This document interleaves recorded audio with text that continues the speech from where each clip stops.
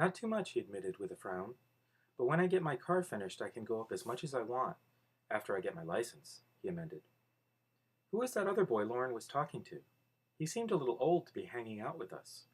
I purposefully lumped myself in with the youngsters, trying to make it clear that I preferred Jacob. That's Sam. He's 19, he informed me. What was that he was saying about the doctor's family? I asked innocently. The Cullens? Oh, they're not supposed to come onto the reservation.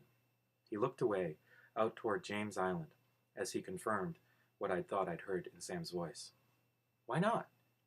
He glanced back at me, biting his lip. Whoops, I'm not supposed to say anything about that. Oh, I won't tell anyone. I'm just curious. I tried to make my smile alluring, wondering if I was laying it on too thick. He smiled back, though, looking allured. Then he lifted one eyebrow, and his voice was even huskier than before. Do you like scary stories? He asked ominously. I love them, I enthused, making an effort to smolder at him. Jacob strolled to a nearby driftwood tree that had its roots sticking out like the attenuated legs of a huge, pale spider.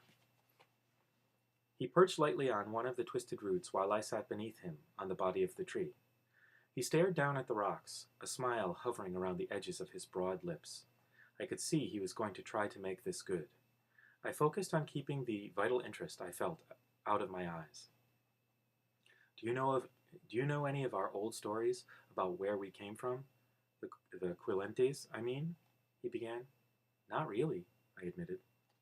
Well, there are a lot of legends, some of them claiming to date back to the flood, supposedly. The ancient Quilentes tied their canoes to the tops of the tallest trees on the mountain to survive, like Noah and the Ark. He smiled, to show me how little stock he put in the histories. Another legend claims we are descended from wolves, and that the wolves are our brothers still. It is against tribal law to kill them. Then there are the stories about the cold ones. His voice dropped a little lower. The cold ones? I asked, not faking my intrigue now. Yes, there are stories of the cold ones as old as the wolf legends, and some much more recent. According to legend, my own great-grandfather knew some of them. He was the one who made the treaty that kept them off our land. He rolled his eyes. Your great-grandfather? I encouraged. He was a tribal elder, like my father. You see, the cold ones are the natural enemies of the wolf. Well, not the wolf, really, but the wolves that turn into men. Like our ancestors. You would call them werewolves. Werewolves have enemies? Only one. I stared at him earnestly, hoping to disguise my impatience as admiration. So you see, Jacob continued, the cold ones are traditionally our enemies, but this pack that came to our territory during my great-grandfather's time was different. They didn't hunt the way others of their kind did. They weren't supposed to be dangerous to the tribe. So my great-grandfather made a truce with them. If they would promise to stay off our lands, we wouldn't expose them to the palefaces. He winked at me. If they weren't dangerous, then why? I tried to understand, struggling not to let him see how seriously I was considering his ghost story. There's always a risk for humans to be around the cold ones, even if they're civilized like this clan was. You never know when they might get too hungry to resist. He deliberately worked a thick edge of menace into his tone. What do you mean, civilized?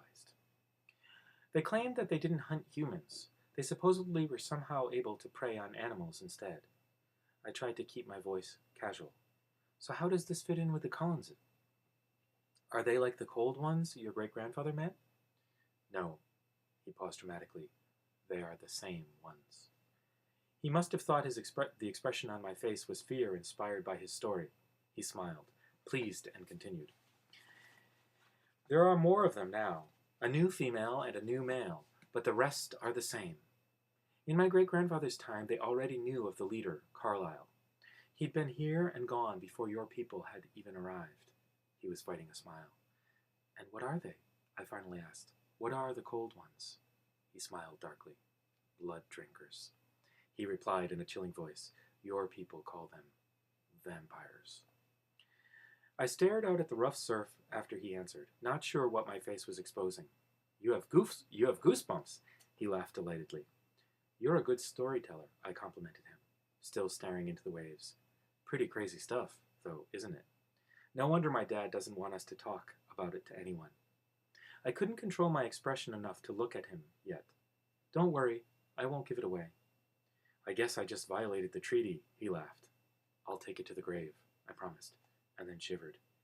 Seriously, though, don't say anything to Charlie. He was pretty mad at my dad when he heard that some of us weren't going to the hospital since Dr. Collins started working there. I won't. Of course not. So do you think we're a bunch of superstitious natives or what? He asked in a playful tone, but with a hint of worry.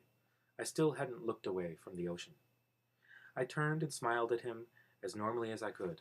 No, I think you're very good at telling scary stories, though. I still have goosebumps, see? I held up my arm. Cool, he smiled. And then the sound of the beach rocks clattering against each other, warned us that someone was approaching. Our heads snapped up at the same time to see Mike and Jessica, about 50 yards away, walking towards us. There you are, Bella, Mike called in relief, waving his arm over his head. Is that your boyfriend? Jacob asked, alerted by the jealous edge in Mike's voice. I was surprised it was so obvious. No, definitely not, I whispered. I was tremendously grateful to Jacob and eager to make him as happy as possible. I winked at him, carefully turning away from Mike to do so. He smiled, elated by my inept flirting. You should come see me in Forks. We could hang out sometime. I felt guilty as I said this, knowing that I'd used him. But I really liked Jacob. He was someone I could easily be friends with.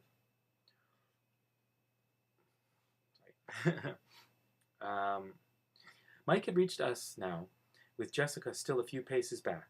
I could see his eyes appraising Jacob and looking satisfied at his obvious youth. Where have you been? He asked, though the answer was right in front of him. Jacob was just telling me some local stories, I volunteered. It was really interesting. I smiled at Jacob warmly, and he grinned back. Well, Mike paused, carefully reassessing the situation as he watched our camaraderie. We're packing up. It looks like it's going to rain soon. We all looked up at the glowering sky. It certainly did look like rain. Okay, I jumped up. I'm coming. It was nice to see you again, Jacob said, and I could tell he was taunting Mike, just a bit.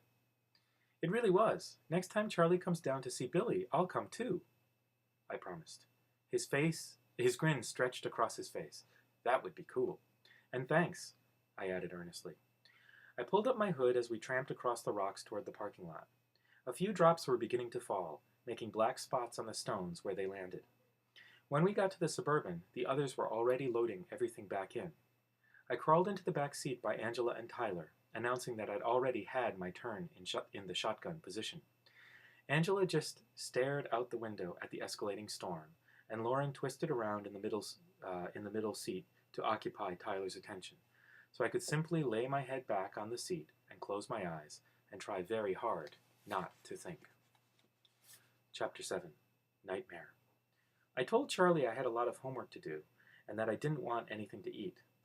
There was a baseball game on that he was excited about, though of course I had no idea what was special about it, so he wasn't aware of anything unusual in my face or tone. Once in my room, I locked the door. I dug through my desk until I found my old headphones, and I plugged them into my little CD player.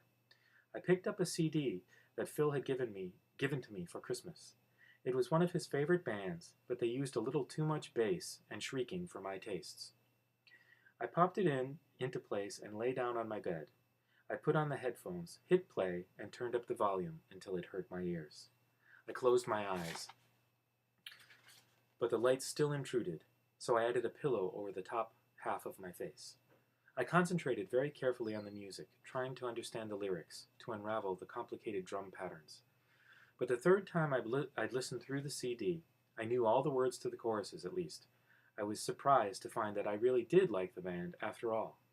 Once I got past the blaring noise, I'd have to thank Phil again. And it worked. The shattering beats made it impossible for me to think, which was the whole purpose of the exercise.